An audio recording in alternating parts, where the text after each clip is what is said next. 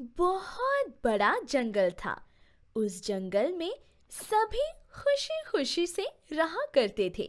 सभी प्राणी एक दूसरे के दोस्त थे और मुसीबत आने पर एक दूसरे की मदद किया करते थे।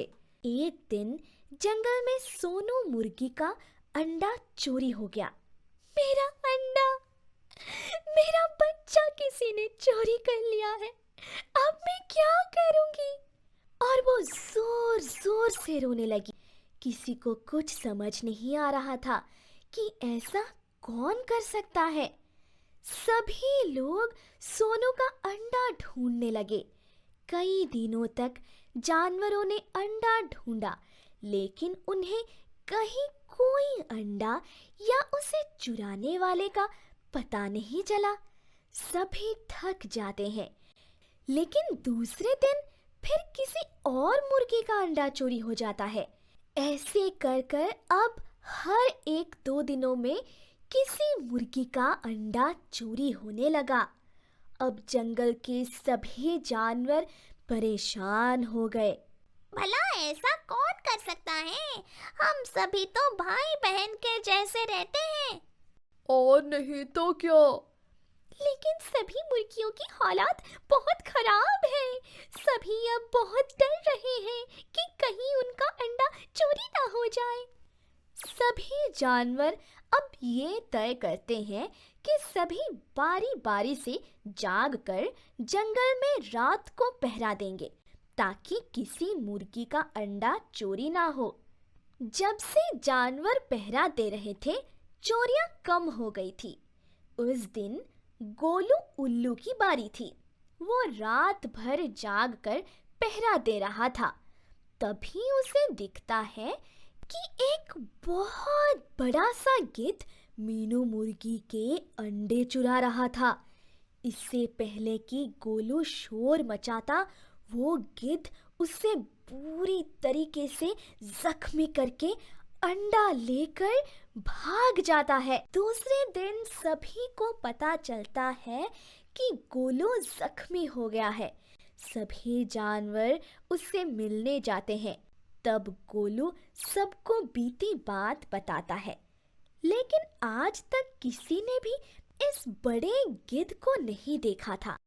हमें जल्दी ही इस गिद्ध के बारे में कुछ करना होगा, वरना ये तो किसी के भी अंडे बचने नहीं देगा। मेरे पास एक आइडिया है। उस रात कोई भी पहरा देने नहीं बैठता और मीनू मुर्गी ने सुबह ही अंडे दिए थे। ये बात सबको पता था। तब गिद्ध वहां आता है। आज तो कोई पहरा देने नहीं बैठा, और अगर बैठे भी तो उसका और मेरा कोई मुकाबला नहीं। चलो, मैं जल्दी से अंडे ले लेता हूँ। जैसे ही वो मीनू मुर्गी के अंडे लेने जाता है, उसके ऊपर बबलू बंदर छलांग लगाता है और उसे पकड़ लेता है। फिर भी वो गिद्ध पक्षी उड़ने की कोशिश करता है। थोड़ा ऊपर जाते ही चीकू चिड़िया, गोलू उल्लू उस पर जाल फेंकते हैं। बबलू बंदर छलांग लगाकर दूर हो जाता है। जैसे ही जाले के अंदर गिद्ध पक्षी फंस जाता है, भोलू भालू उस जाले को पकड़ लेता है। अब भालू के सामने उस गिद्ध पक्षी की ताकत कुछ भी नहीं थी। तो उस रात वो गिद्ध पक्षी पकड़ा जाता है और सभी सुकून की सांस लेते हैं। तुम्हारा आइडिया तो कमाल का था चीकू। तुम सबको बहुत बहुत शुक्रिया। हाँ, अब हमारे एक बार की बात है, एक बहुत बड़ा जंगल था। उस जंगल में 2 दोस्त थे। एक था कालू चीता और दूसरा था बबलू बंदर। बबलू बंदर और कालू चीता एक ही पेड़ के पास रहते थे। पेड़ के ऊपर बबलू बंदर रहता था और उसी पेड़ के नीचे कालू चीता रहता था। बबलू बंदर को गॉगल्स पहनना बहुत पसंद था। वो हर समय गॉगल पहने रखता था। बबलू, अब तू गॉगल उतार दे, अभी तो रात हो गई है। तुझे कुछ दिख भी रहा है कि नहीं? अरे कालू, यह गॉगल मेरे शरीर का हिस्सा ही है। ऐसे तू समझ ले, मैं इन्हें कभी नहीं उतारूंगा। कालू चीता इस बात पर हंसता है और वो दोनों सो जाते हैं। दूसरे दिन सुबह वो दोनों खेल रहे थे। भागते भागते बबलू बंदर जोर से मुंह पर गिर जाता है और उसका गॉगल टूट जाता है। बबलू बंदर ये देखकर जोर जोर से रोने लगता है। अरे इतने में क्यों रो रहे हो, दूसरा ले लेंगे ना। मुझे अभी चाहिए, मैं अभी दुकान से जाकर गॉगल ले जाता हूँ। कालू चीता कुछ और कहने से पहले ही बबलू बंदर जल्दी जल्दी वहां से निकल जाता है। पता नहीं है बबलू कब बड़ा होगा। अब शाम होने की आती है पर बबलू बंदर वापस नहीं आता। पता नहीं ये बबलू कहाँ रह गया, इतना टाइम क्यों लगा रहा है। तभी छोटू खरगोश वहां पर भागते भागते आता है। कालू कालू क्या हुआ छोटू, इतना क्यों चिल्ला रहे हो। कालू, बबलू को शेर खान के सैनिक पकड़ कर ले गए हैं। क्या, वो क्यों। शेर खान के पास जाने वाले केले चोरी हो गए हैं और वहीं पर बबलू बंदर उनको मिल गया। शेर खान को ऐसा लग रहा है कि बबलू ने ही चोरी की है, इसीलिए उसे पकड़ कर ले गए हैं। ये बात सुनते ही कालू चीता भागते भागते शेर खान के पास चला जाता है। शेर खान, मेरे दोस्त ने चोरी नहीं की है, उसे छोड़ दो।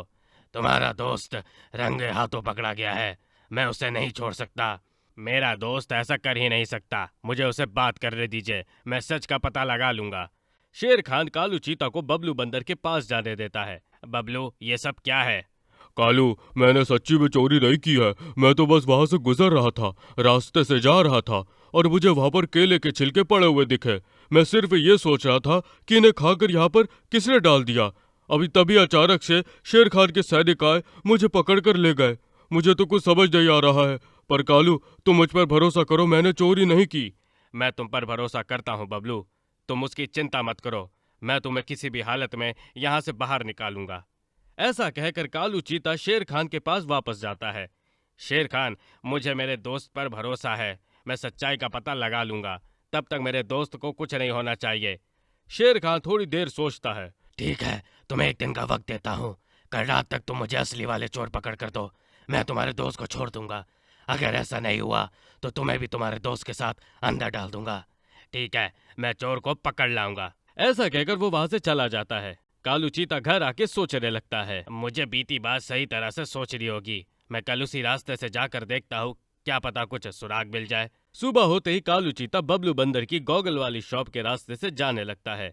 चोरी बबलू बंदर के घर से और गॉगल के शॉप के बीच में हुई थी। कालू चीता उस जगह की ठीक तरह से जांच करने लगता है पर उसे कुछ नहीं मिलता।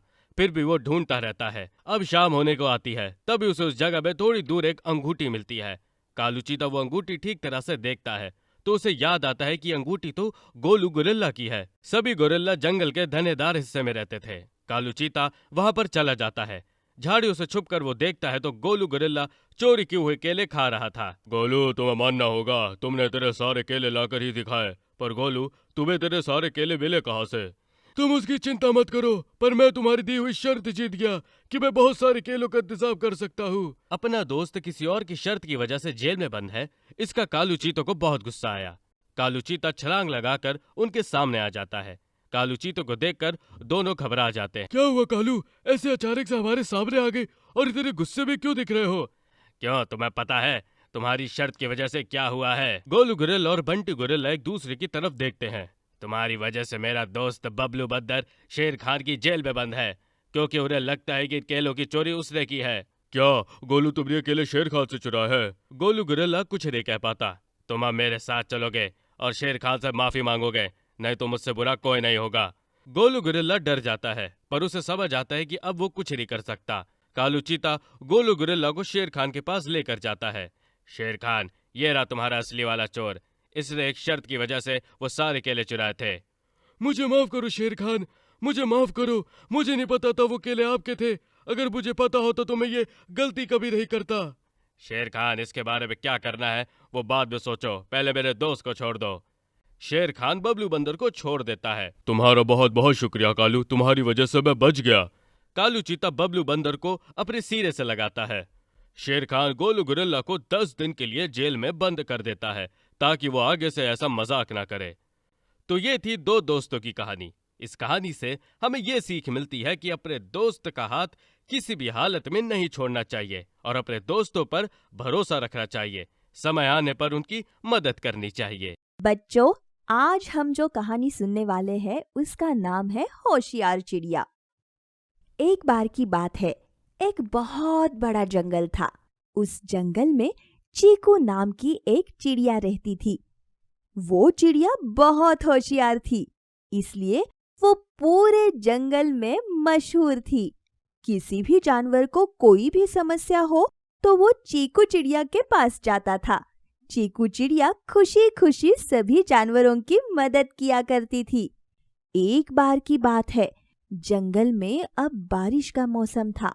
बारिश के मौसम की वजह से सभी पंछी अपने बच्चों को घोंसले में अकेला छोड़कर खाना ढूंढने जाया करते थे।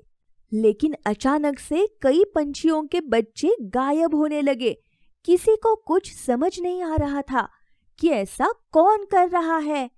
अपने बच्चे गायब होने की वजह से सारे पंछी बहुत दुखी थे। आखिरकार सभी ने चीकू चिड़िया के पास जाने का सोचा। चीकू, हमारी मदद करो, जंगल में कुछ दिनों से पंछियों के बच्चे गायब हो रहे हैं। हाँ, मैंने भी इस बारे में सुना है। क्या किसी को कोई खबर नहीं कि ऐसा कौन कर रहा होगा? नहीं चीकू, हमें पता नहीं ऐसा कौन कर रहा है, इसलिए तो हम तुम्हारे पास मदद मांगने के लिए आए हैं। चीकू, तुम जल्दी से उसे पकड़ो, नहीं तो बाकी पंछियों के बच्चे भी गायब हो सकते हैं। सभी बहुत उदास है। तुम चिंता मत करो कुकू, मैं जल्दी कुछ करती हूँ। दूसरे ही दिन चीकू चिड़िया और कुकू कोयल एक पेड़ पर बातें करने बैठती है। अरे, क्या तुम्हें पता है, कल ही सोनू कबूतर को 2 बच्चे हुए हैं। वो बहुत खुश है। हम जल्द ही उसे मिलने जाएंगे। हाँ हाँ, क्यों नहीं। उस रात को चीकू चिड़िया और बाकी सारे पंछी सोनू कबूतर के घोंसले के आजू बाजू में छुपकर बैठ जाते हैं। अंधेरी रात में बहुत बारिश हो रही थी। तभी वहां पर एक कौवा आता है और सोनू कबूतर के घोंसले पर बैठ जाता है और बच्चे ढूंढने लगता है। अरे, कहाँ है इसके बच्चे? मुझे बहुत भूख लगी है और ऊपर से ये बारिश। तभी सारे पंछी एक साथ उस पर हमला कर देते हैं और उसे पकड़ कर रखते हैं। अच्छा, तो तुम ही हो जिसने इस जंगल के पंछियों के बच्चे खाए हैं? हम में से किसी ने तुम्हें कभी इस जंगल में नहीं देखा। मैं इस जंगल के बाजू वाले जंगल से यहाँ पर आया हूँ। उस जंगल वालों ने मुझे जंगल से निकाल दिया क्योंकि मैं वहाँ भी सब बच्चों को खा रहा था, इसलिए मैं इस जंगल में आया हूँ। भला तुम पंछियों के बच्चे क्यों खाते हो? इतनी तेज बारिश में मैं कहाँ खाना ढूंढता बैठूं? इसलिए मैं पंछियों के बच्चे खाता हूँ। जब वो खुद खाना ढूंढने जाती है, चाहो तो तुम मुझे इस जंगल से भी निकाल सकती हो। लेकिन मैं ऐसा नहीं करूंगी। तुम्हें अगर इस जंगल से निकाला तो तुम किसी और जंगल में जाकर वहां पर पंछियों के बच्चे खाओगे। चीकू चिड़िया सभी पंछियों की मदद से उस कौवे को काल कोठरी में बंद कर देती है। सभी पंछी राहत की सांस लेते हैं। इस कहानी से हमें ये सीख मिलती है कि जो एक बार बुरा कर सकता है वह बार बार भी बुरा कर सकता है। ऐसे लोगों से दूर ही रहना चाहिए।